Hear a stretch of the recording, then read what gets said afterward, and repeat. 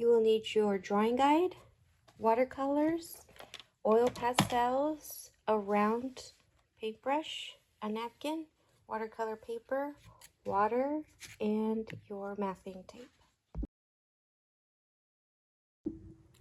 The trick to creating this fox is to do the head to the side. You look, it looks like a little house.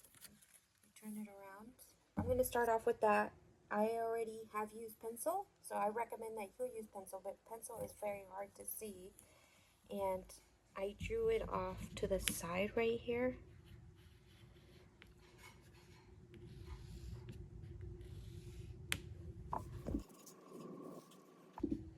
The kids tend to miss this part of the face, and I've had kids put the eyes here. Actually, there's some texture here. Next step is the feet. And the part here that the kids miss is this here. And now to finish, we draw the body. And now we have room for the tail.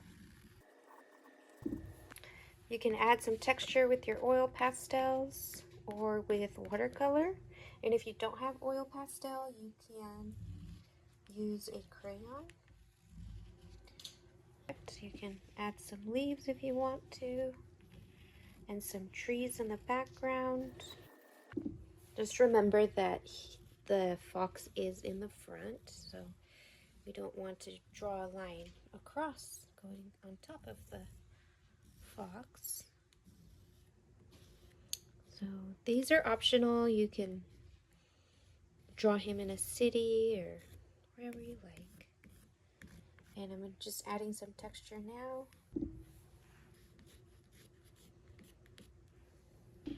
You will take your mop brush and just get it all wet. The only two places you're not going to get it wet is here in the eye area. We can use some yellow and orange and red.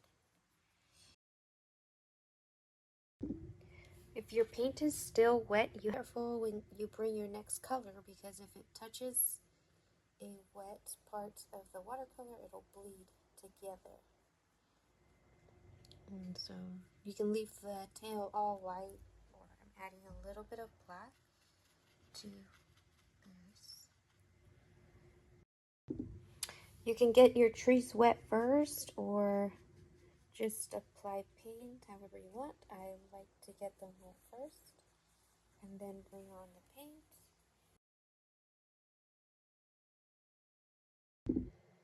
Some leaves are turning orange and it's kind of nice. Now that it's dry, you can add another layer or the final layer to your fox, whatever you like.